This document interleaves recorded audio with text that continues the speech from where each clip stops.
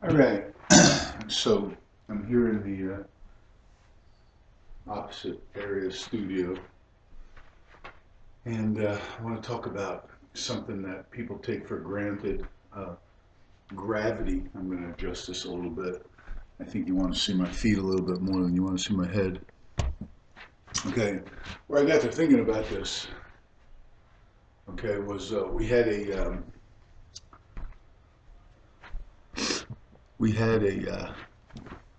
team session and we were doing tug of war. Okay, and I started studying tug of war. And tug of war is a pretty interesting thing. Our fundamentals of pointed and long, firm feet, and condensed. Okay, tug of war is it's pretty much that. Okay, now the interesting thing is the tug of war is a rope. Okay, and what happens is the rope, you can only pull it. You can't push a rope, and you can't torque a rope, so you can only pull it. So I'm going to just sit on this chair. This is what people look like when they're doing tug of war. They get their hips as low to the ground as possible, and they lean back and use gravity. And what they have to do is hang onto that rope and not have their feet slip. They can't stand up because they get pulled, okay, because now their body's a lever, and they're using their legs only to hold themselves up. Okay, now they can resist a little bit more by staggering, putting one leg under them and one leg in front of them. Okay, and I'm demonstrating by sitting. This is what it actually usually looks like when they're playing tug of war. Now, the next time we did harnesses. We were back to back, and anybody that played like a man got pulled out of his shoes, and anybody that played like a four-legged animal with hands on the ground, okay, used gravity, used his body, okay, and got his feet behind him, and generally won. Now, of course, again, there's no torque there, so it's really about attrition and mistakes. So anybody standing up was a mistake. Anybody that slipped was a mistake, and attrition was they just gave up. They couldn't handle it. Okay, but it didn't really matter how good the player was. It really only mattered was how how much of a posture he assumed like a four-legged animal, using his center of gravity. When you think about a horse or any animal that's doing stuff. A horse can generate force in that direction because center of gravity is in front of its pushing legs. Okay, its front legs are holding it up, and it also gives it some push. But basically, it's using gravity, okay, to fight. Well, that's all well and good. And we talk about a four-legged animal when we tie up with somebody.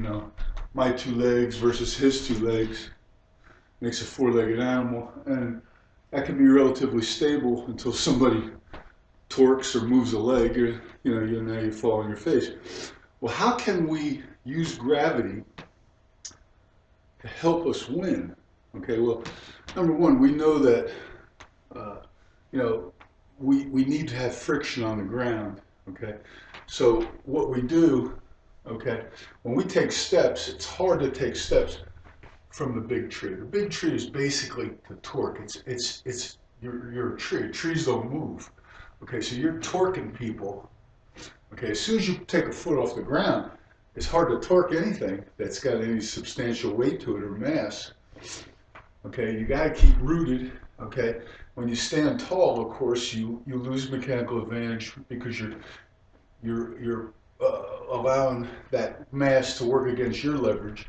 Okay, so we reduce, we condense. Okay, and that gives us a chance to torque, and of course flipping is torquing too. But how do we drive? How do we move somebody? And we already said that moving somebody was a definition of work. Okay, well, it's hard to move somebody with a wide base because see what happens? I go side to side. So we try to take short steps to keep from minimizing side to side, but eventually our base narrows up. And we know this, when we do that, okay, when we abduct, well, actually look at my feet.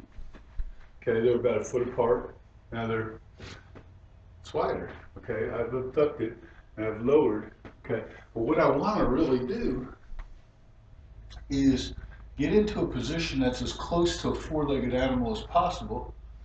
Okay, without losing my balance. So I've got to keep my feet somewhat under me. Now, you could say big step, there's a lunge, yeah, but it's a narrow base and it's long, so you're exposed to torque. Okay, you're looking at the sumo people. Okay, they fight like hell to be able to get their knees abducted so that their body is as condensed as possible. Okay, and by condensed, what we mean is the hips are as close to the force line. And when my knees go forward, the force line goes from my feet to, say, my hands. When my knees go forward, my butt's way away from the force line. When I abduct, I can get my butt closer to the force line. And even though it looks a little ducky, okay, which it is, because I'm stiff too, but I want to have my big muscles as close to that force line as I can. Right? Well, if I'm driving somebody, the force line's got to be that way. Okay, and let's face it, two-legged animal, your force line's never going to be exactly that way. It's going to always be out of the ground and up. Okay, so that's where flipping comes in. We get a guy flipped up and he can't fight us because he's like this. And if he refuses to get flipped, we torque him. So that makes a lot of sense. But eventually we're going to have to move him once we get him flipped up. And we can't come out of a good crouch, okay, because when we start running, we expose ourselves to getting flipped and torqued. Okay, so what we want to do, okay, here's a little stretch that I picked up. Just learning how to get my back flat and my feet under me, okay? And it's hard to do that. It's really hard to do that. It puts a lot of pressure on your ankles with your knees in, okay? And it takes those heels off the ground, okay? The sumos keep those heels, they're on a slippery surface. I'm barefoot today for a reason. Sumos work on a slippery surface, not unlike grass. Okay, now they don't even have cleats. A lot of times the cleats that we have they're not very good on high grass or wet grass, etc. So we got to be able to keep our feet flat as possible on the ground. And that's again an argument for the abduction. And we want to kind of look like that, okay? Now we've added this thing, okay, the small surface, okay, and there's the abduction, and it kind of, it kind of makes for tough for the defender to get anything on us, okay, and we've got pretty good traction,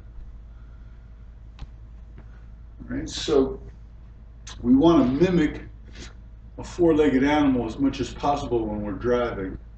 We want to have a small target that's minimum exposure to the defender's hands. We want to be able to adapt our hands, play long, okay? And I think that pretty much covers, and of course we want to be firm with our feet, okay? So long, condensed, and firm. There's the shiko. Okay, so we're not stepping forward, we're stepping here, and we're getting into that shiko, and I don't know, looks pretty good to me. Makes a lot of sense. Let me know how, I'm trying to level my shoulders here. Let me know how you see it. Okay, again, that's what a sumo looks like. Okay, he's got his feet as close. Now, if you have long legs, this is not helping me against drive or driving at all. Okay, I have to be like this to drive from this position. Here, all the ratios minimized, and the distance that I have to step, okay, there's less effect because I've got shorter levers. Just like I made my legs shorter. Now, again, we've gone over this, but co-contraction. Okay, the biggest muscles in your body are right here and here. Okay, but these are really the work muscles. These are the things that do the work. Okay, and when you straighten your legs, you've lost mechanical advantage, so you want to keep them bent. So basically, what we're saying is the muscles that surround the knee are locking the knee.